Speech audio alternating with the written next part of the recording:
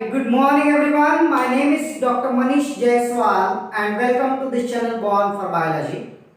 So all my dear students, आप सभी जो भी नीट का प्रिपरेशन कर रहे हो उनके लिए जो न्यू पैटर्न आया है about section A and section be wise new pattern, और उसमें 2021 के ऑल एस्पिरेंट्स के लिए ये पार्ट दो सेक्शन में डिवाइड किया गया है, that is botany and zoology. तो topic wise unit wise marks distribution कैसे होगा ये वीडियो में मैं आपको सेंड कर रहा हूं, इसीलिए कि जो भी बच्चे अभी जिनका प्रिपरेशन कुछ हो चुका है कुछ बाकी है तो आपको कौन से पार्ट पे ज्यादा फोकस करना है ये आपके समझ में आएगा। आपको स्किप कुछ भी नहीं करना है। As per the syllabus given by NTA और एनसीईआरटी आपको पूरा प्रिपरेशन करना है। जो भी एक्स्ट्रा के एडिशनल क्वेश्चंस होंगे वो आपका जो डिलीटेड पोर्शन है उसमें से हो सकते हैं, तो वो भी पार्ट अगर आपके पास समय है तो पूरा करना है। लेकिन सबसे पहले जो मैंडेटरी कंपलसरी सिलेबस है उसके ऊपर फुल फोकस करना है। ज्ञान सागर करियर इंस्टीट्यूट से जो भी बच्चे मॉक टेस्ट देने वाले हैं उनके लिए थोड़ा सा मॉडिफिकेशंस भी मैं ये वीडियो में आपको बोलने वाला हूं, तो ध्यान रखना बच्चों।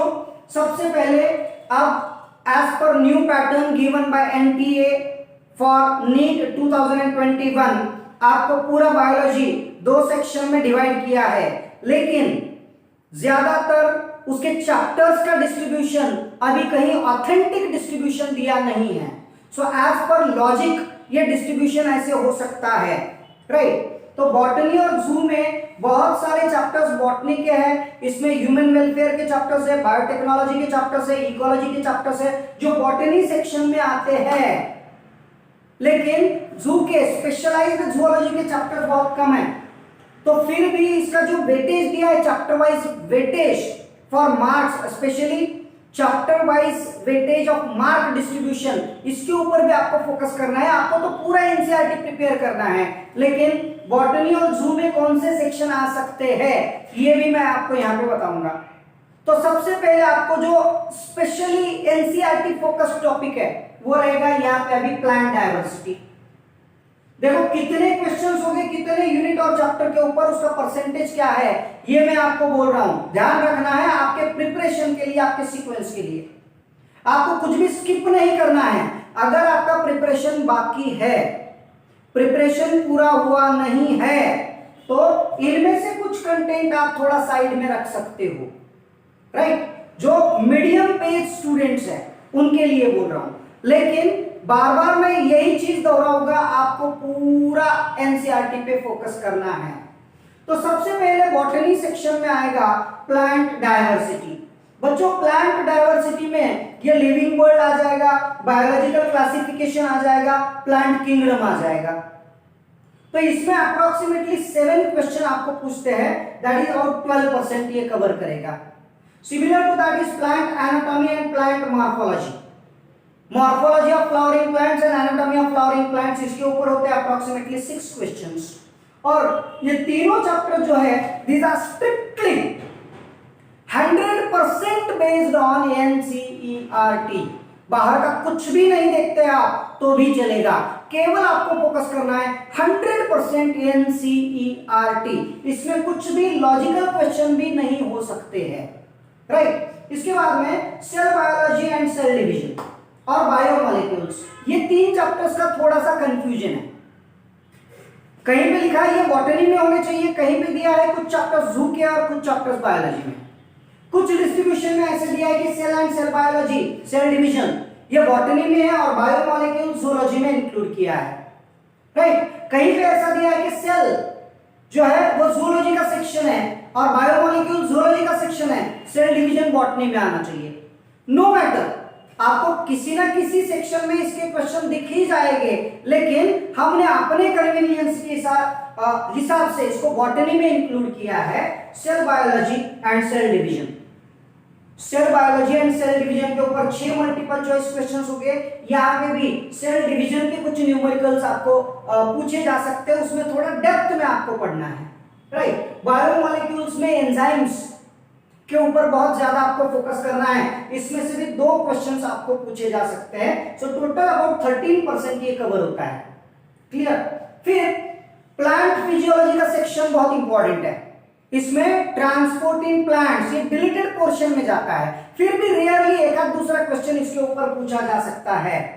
ज्यादातर क्वेश्चंस हो गए आपको plant respiration, even some photosynthesis and also plant growth and development, इसके ऊपर बहुत ज्यादा क्वेश्चंस होते हैं।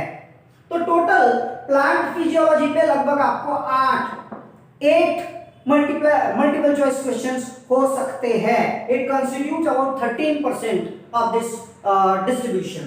देन प्लांट रिप्रोडक्शन बहुत इंपॉर्टेंट सेक्शन है, इसमें reproduction in lower organisms deleted portion में है, लेकिन फिर भी आप उसको पढ़ो, उसके ऊपर फोकस करो, और ज्यादा फोकस करना है आपको प्लांट रिप्रोडक्शन के ऊपर, मतलब reproduction in flowering plants, reproduction in higher plants, इसके ऊपर आपको पूछेंगे 5 multiple choice questions about 9%। Okay, सबसे इंपॉर्टेंट पोर्शन जो मैंने यहां पे रेड कलर से मार्क कर रखा है बच्चों, this is very important, genetics and biotechnology. Genetics and biotechnology, इसमें principles of inheritance and variations, molecular basis of inheritance, पूरा जीन्स, बायोटेक्नोलॉजी 1, बायोटेक्नोलॉजी 2, ये पूरे टॉपिक पे आपको लगभग 15 मल्टीपल चॉइस क्वेश्चन हो सकते हैं। 15 बहुत इंपॉर्टेंट सेक्शन है, 24%।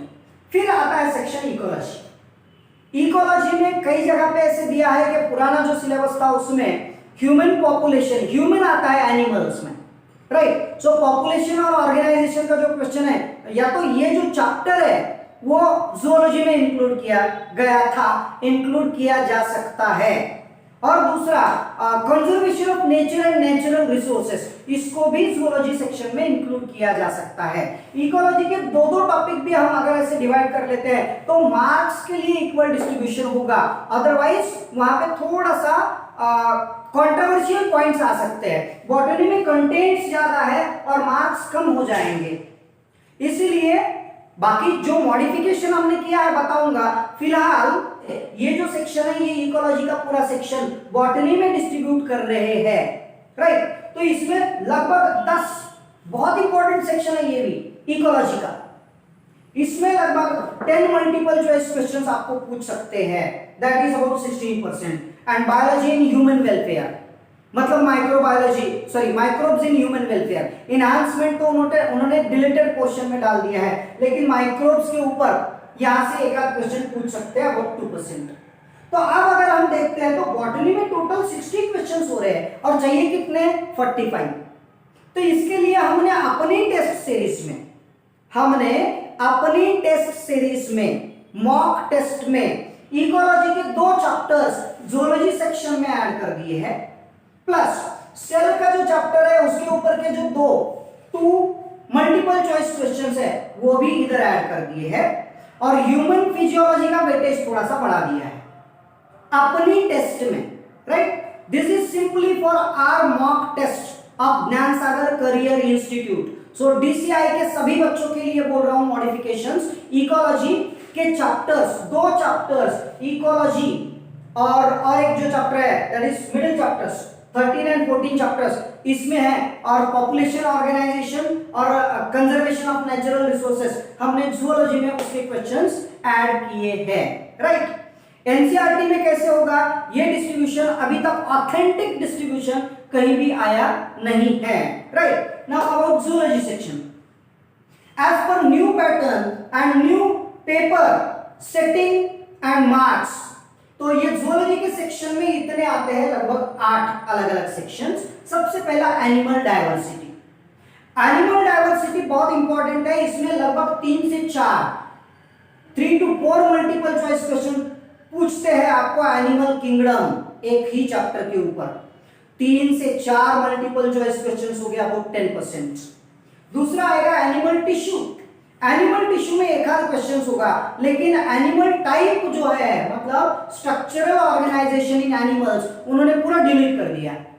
मतलब पहले तो कॉकरोच और फ्रॉग था ही नहीं, फ्रॉग और अर्थवर्म था ही नहीं, अब कॉकरोच भी उसमें से डिलीट कर दिया। लेकिन एनटीए का कुछ भरोसा नहीं, कुछ भी पूछ सकते हैं। तो cockroach by considering animal kingdom, वो यहां से आपको क्वेश्चन पूछ सकते हैं, उसके ऊपर क्वेश्चन आ सकता है। तो ये आपको प्रिपेयर करना है, कुछ भी स्किप नहीं करना है।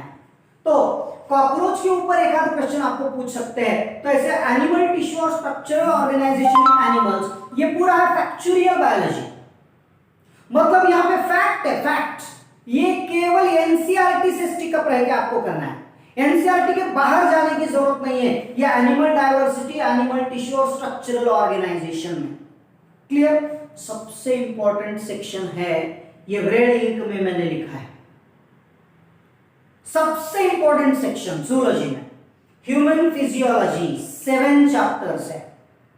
इसमें से एनसीईआरटी ने डाइजेशन एंड अब्जॉर्प्शन उसको स्किप कर दिया, डिलीटेड पोर्शन में डाल दिया है। फिर भी इसमें एक आध क्वेश्चन आ सकता है, आपको प्रिपेयर करना है। Digestion and absorption, breathing and exchange, body fluids and circulation, excretory production and their elimination, then about locomotion and movements, neural coordination, chemical control and coordination, that is chemical coordination and integration। तो इतने 7 chapter में से लगभग 45% cover हो रहा है ये जू का, 45। और उसमें अगर हमने ह्यूमन रिप्रोडक्शन और रिप्रोडक्टिव हेल्थ ये क्वेश्चंस ऐड कर दिए तो ये 18%, मतलब आपका लगभग 60% जूलॉजी, हाँ 60% जूलॉजी ये टॉपिक में छिपा है।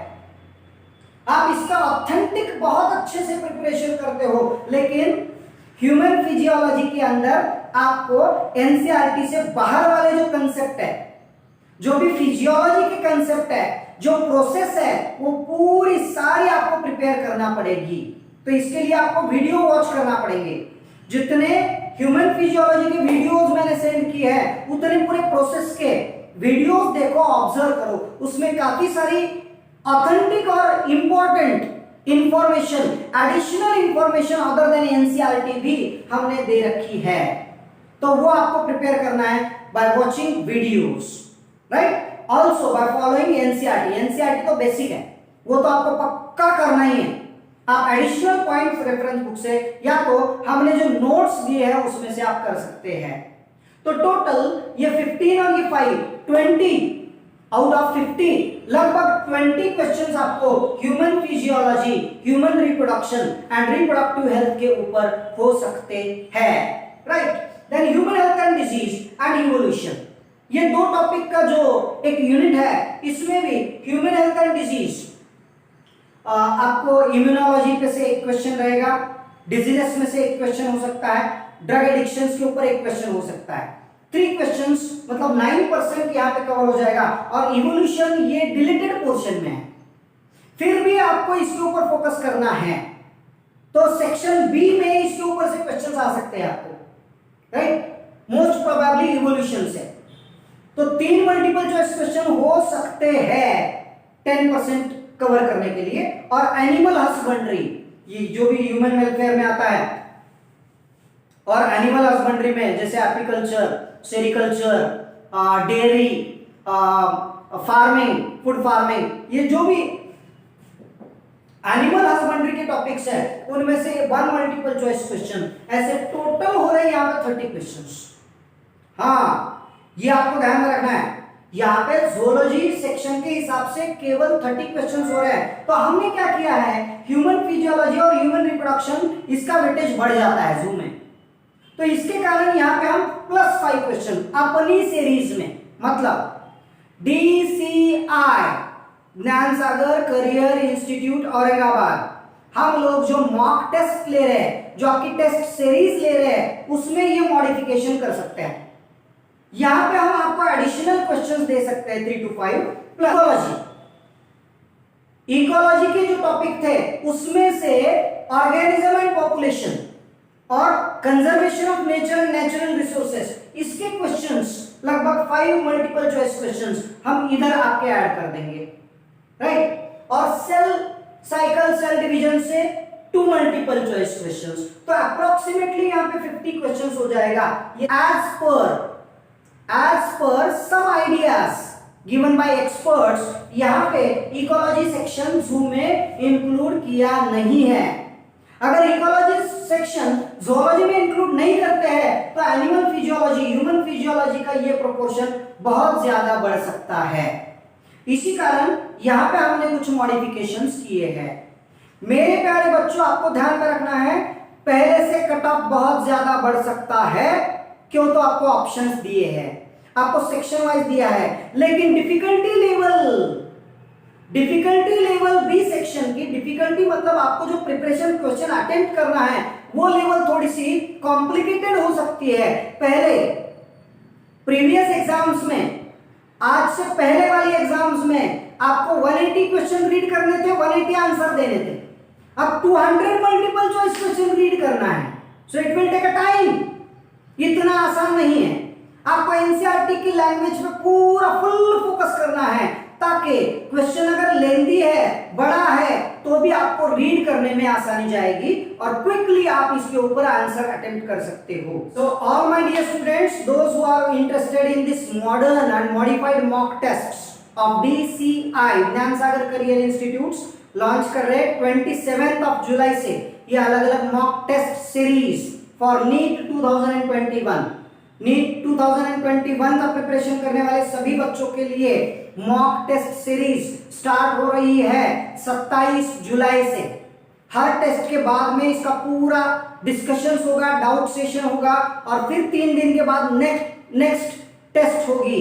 तो ऐसे 10 मिनिमम 10 मॉक टेस्ट और मैक्सिमम 15 मॉक टेस्ट का ये पूरा प्लानर शेड्यूल हमने आपको सेंड किया है। तो ये मॉक टेस्ट सीरीज का जो शेड्यूल है हम लोग आपको प्रोवाइड कर रहे हैं, राइट। इवन मैं इसको अपने टेलीग्राम चैनल पे भी ये लिंक शेयर कर दूंगा, ये आपको भेज दूंगा शेड्यूल, और उस हिसाब से आपको प्रिपरेशन में रहना है। आपको फुल्ली एनसीईआरटी पे फोकस करना है और आपका पूरा प्लानर बनाना है, right. So it's my kind request to everyone to join us as early as possible for this test series and be with us for your grand success. Thank you.